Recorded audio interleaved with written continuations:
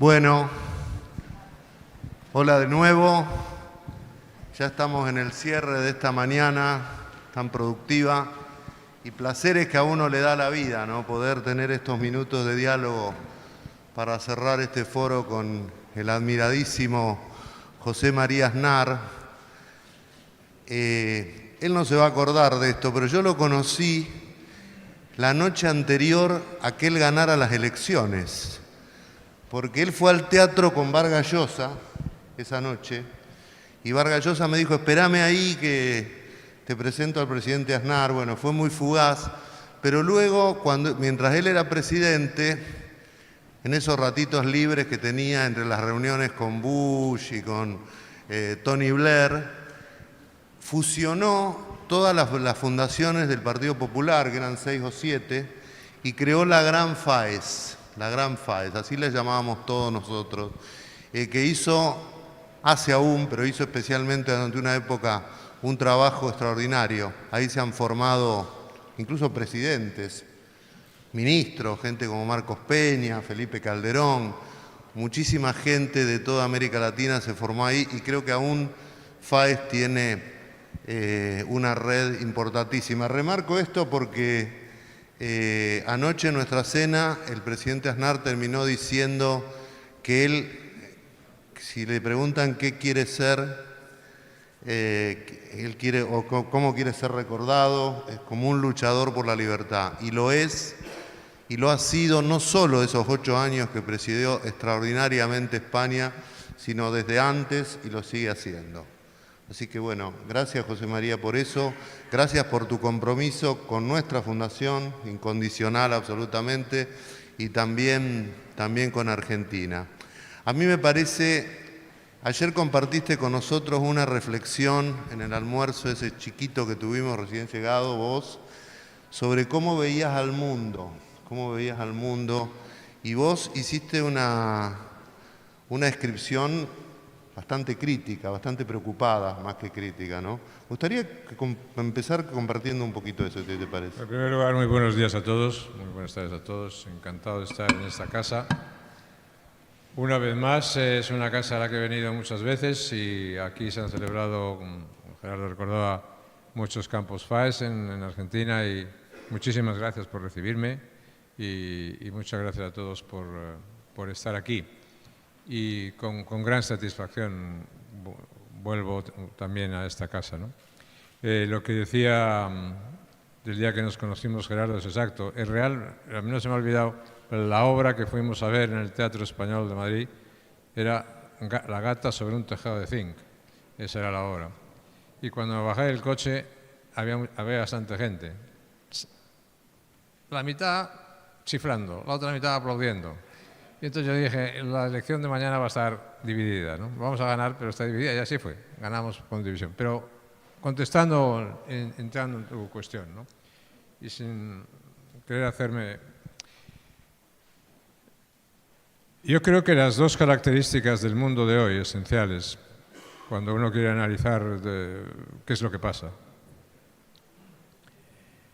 son, en primer lugar, las consecuencias disruptivas de la revolución tecnológica,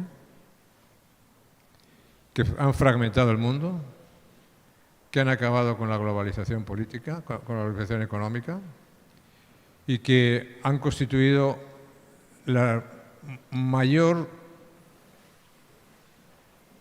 destructiva revolución desde el punto de vista tecnológico que ha tenido nunca la humanidad. Nunca había una revolución tan disruptiva que haya producido tanta fragmentación y tanta confrontación en el mundo. Mucho más ahora acelerada por la evolución de la inteligencia artificial, que supone un riesgo añadido, una oportunidad también, pero un riesgo añadido a la revolución. El mundo no ha conocido nunca una revolución de tales consecuencias en tan poco espacio de tiempo, y que afecte tantísimo a la vida cotidiana de las personas, a la vida de los países, a la vida de las naciones, a la vida de las instituciones, a toda la vida. Ese es un factor absolutamente determinante, porque sin él no se puede entender por qué se producen los factores de fragmentación en el mundo de hoy y en las sociedades de hoy. El segundo elemento esencial es la competición entre poderes.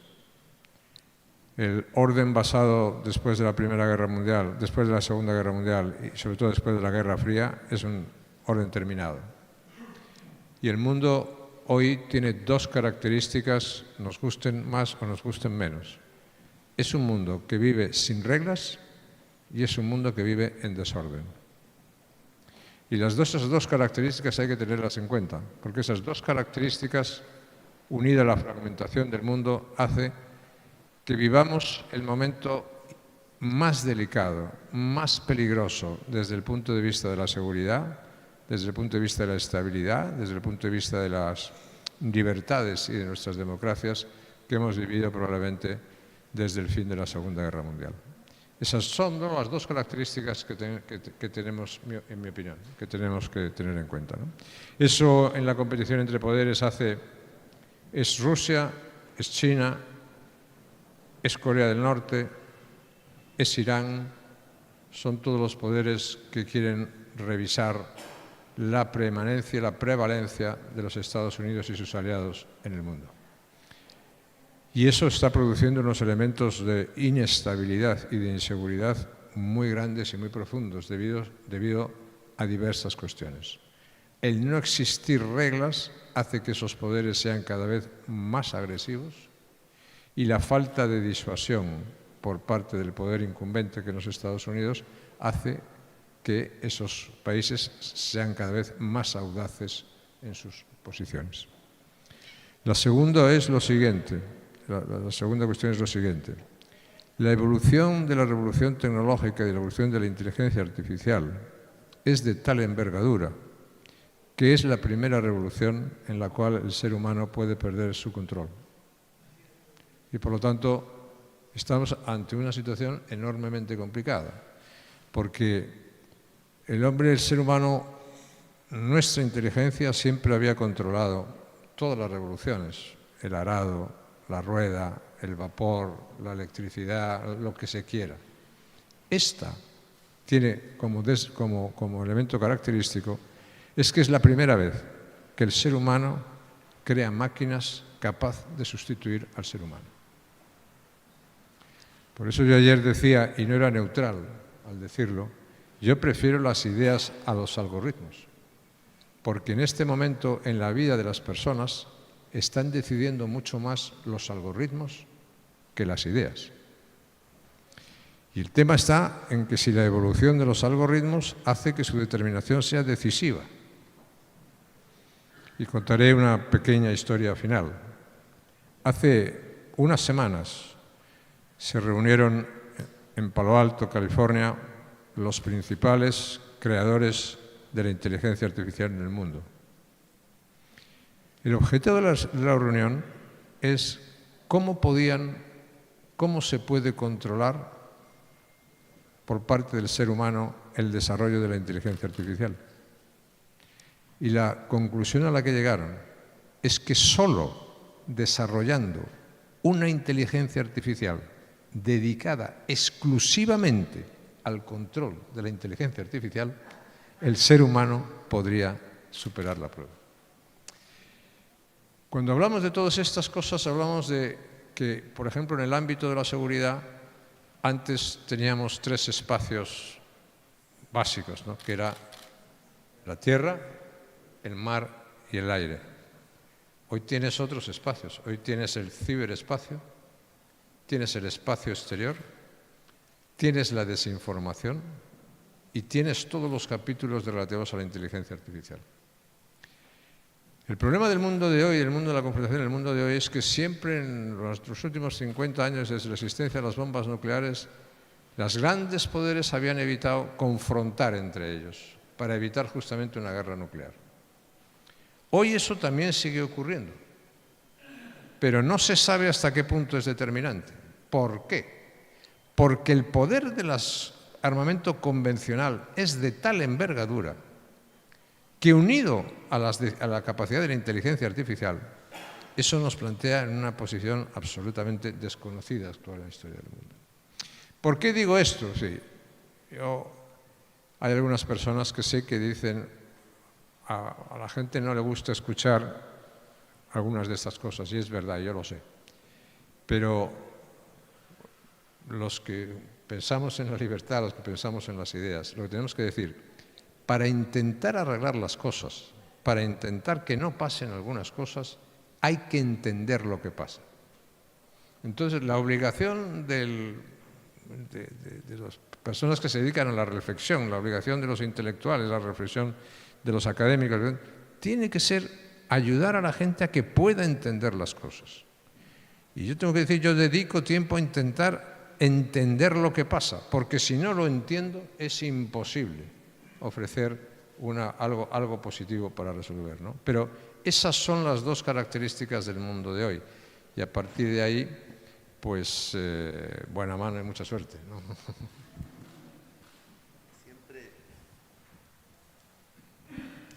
Siempre, José María, tuviste mucho compromiso con Iberoamérica y también siempre conociste mucho Iberoamérica, viajaste mucho, estuviste siempre muy presente. ¿Cómo estás viendo ahora Latinoamérica? Si es que puede hablarse de una visión general, ¿cómo estás viendo? ¿Qué cosas ves bien? ¿Qué cosas te preocupan? ¿Cómo crees que debería seguir esta historia? Me preocupa mucho, obviamente, cuál es el sitio de Iberoamérica, Hispanoamérica en el mundo que viene. ¿Dónde queremos estar? ¿Qué se puede aportar? ¿Qué se puede decir? ¿No? En el mundo de la confrontación de poderes ya sabemos qué representa Rusia, ya sabemos qué quiere representar China, ya sabemos a lo que aspira Irán, ya sabemos los movimientos que han ocurrido recientemente en África, especialmente en el Sahel, donde se ha producido un acontecimiento histórico muy importante, y es que el imperio francés ha desaparecido y ha sido sustituido por grupos paramilitares gobernados por los rusos.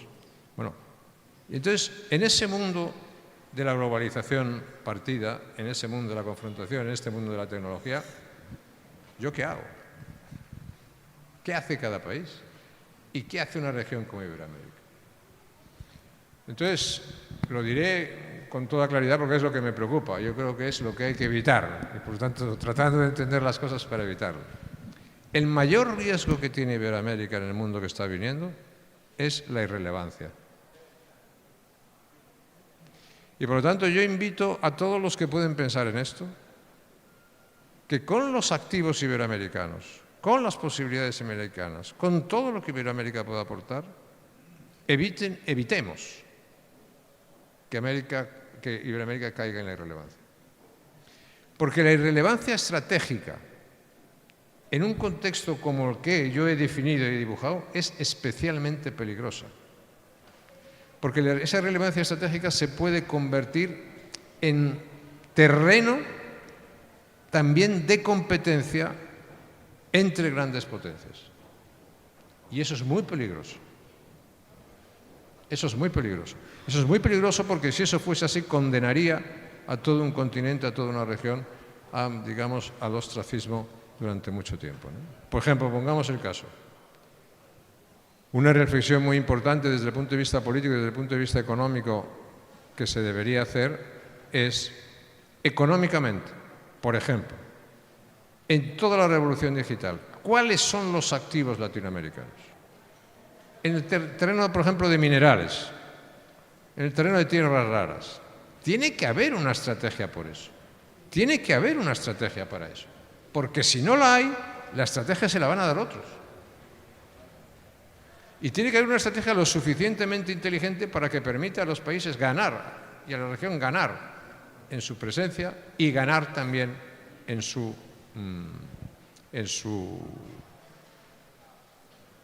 peso en el mundo. Si continuamos con una situación en la cual la visión es somos territorios para que se incremente influencia, Tuto Quiroga contaba con mucho detalle, con mucho interés, cuál es la penetración en Venezuela ahora, ¿no?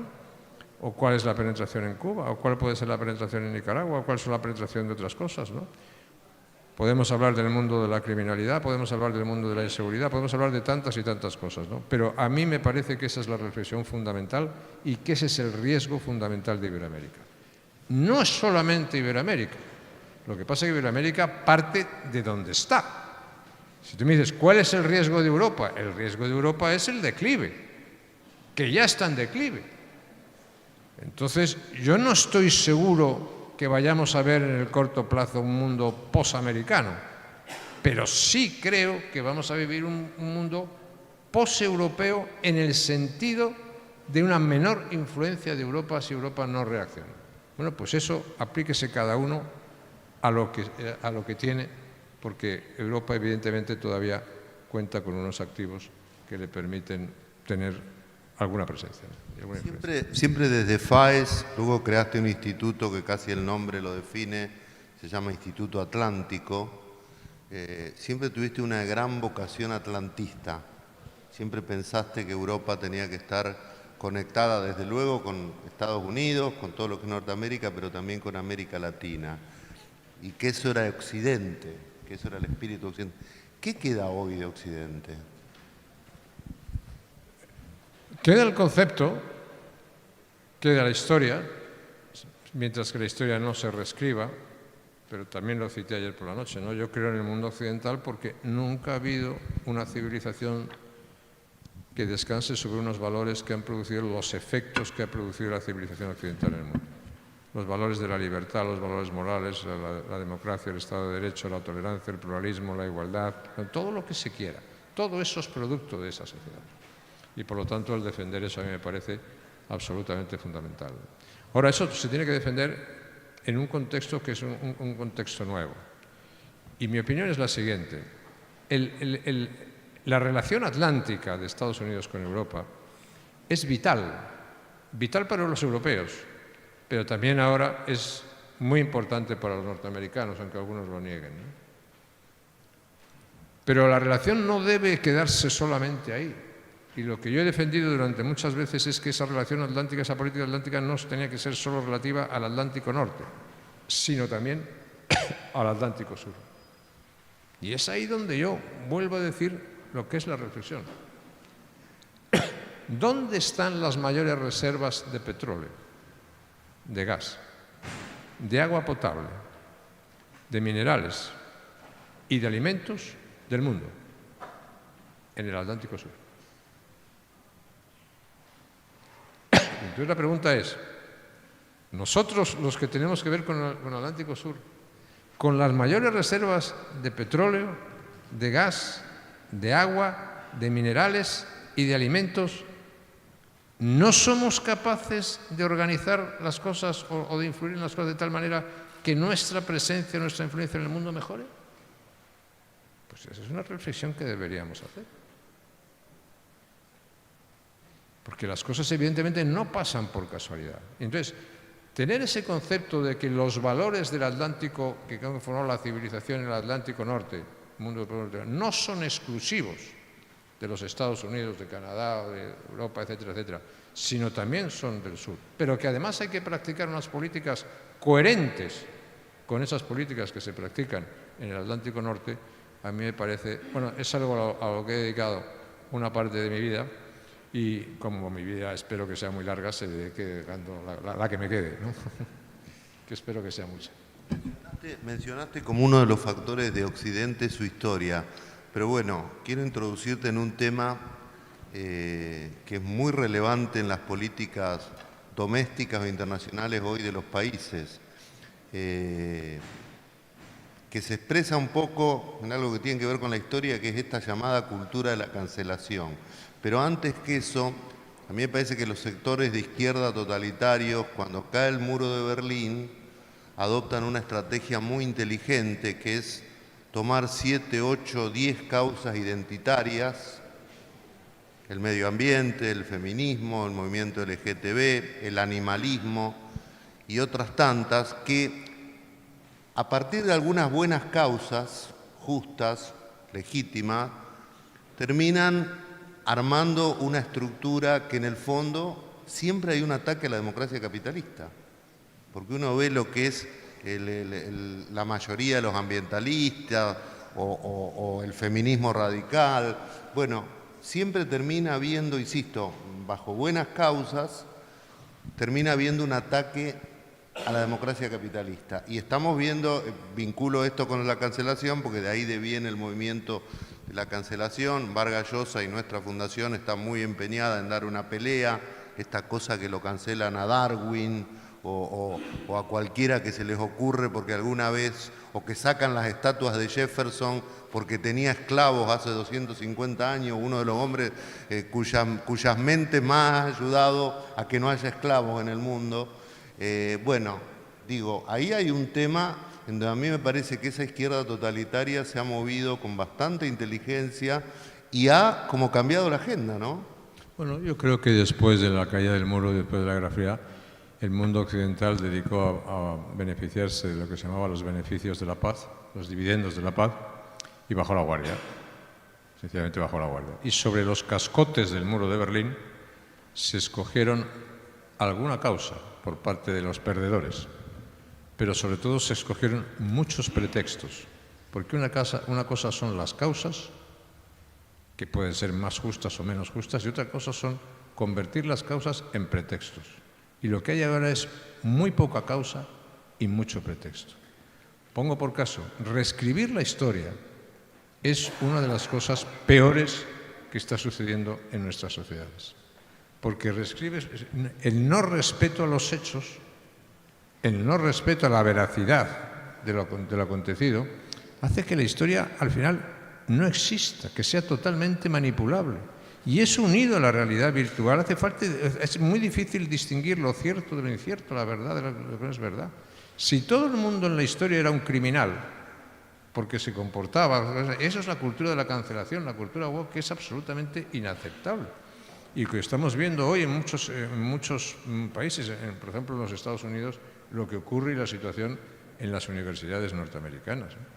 Pero, por ejemplo, cuando uno analiza todos los pasos que dio Putin desde el punto de vista de lo que es la recuperación para él del Imperio Soviético, no solamente son pasos militares. Putin se cuidó de controlar todas las instituciones académicas e históricas de Rusia. Y todas las instituciones académicas e históricas de Rusia se dedicaron a escribir y a reescribir la historia rusa. No hay un solo libro ni académico hoy en Rusia que defiende una posición de que Ucrania fue un país soberano en un momento determinado. Ni uno. Ni los países bálticos. Ni uno. ¿Por qué? Porque la historia está reescrita.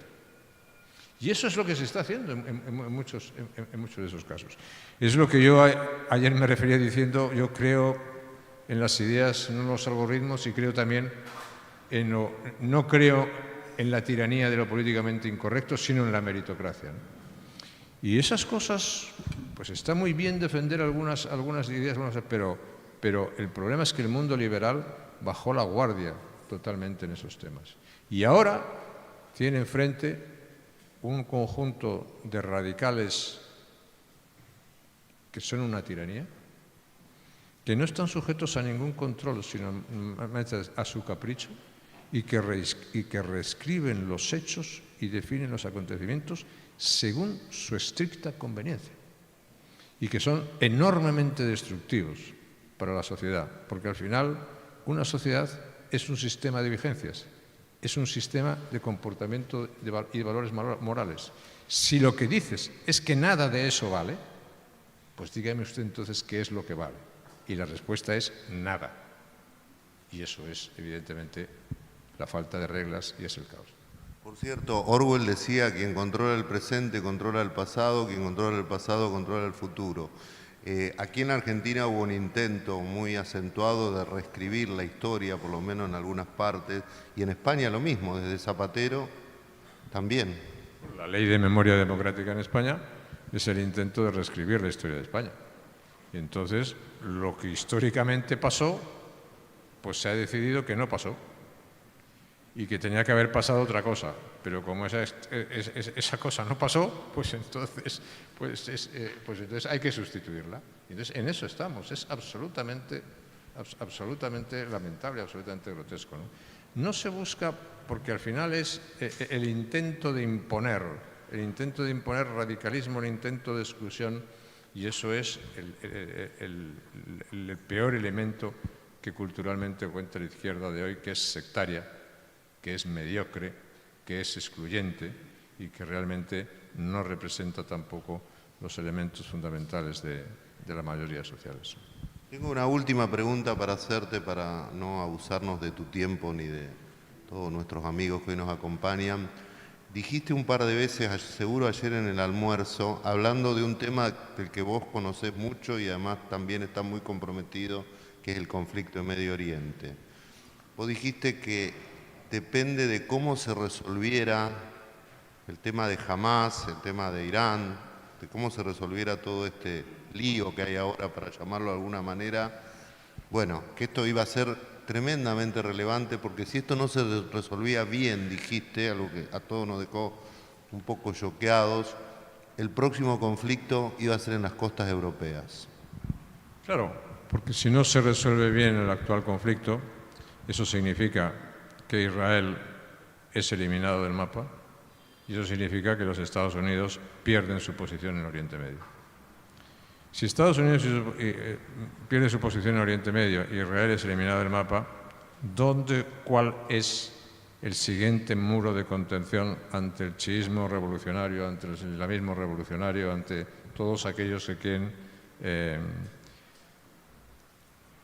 derribar nuestra civilización, nuestro mundo occidental?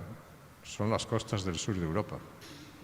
Y por tanto, no solamente es un elemento de simpatía hacia Israel y hacia la necesidad que militarmente, estratégicamente, políticamente resuelva la cuestión. Es un interés estratégico fundamental, ¿no? Voy a poner dos ejemplos para que se pueda hacer reflexionar.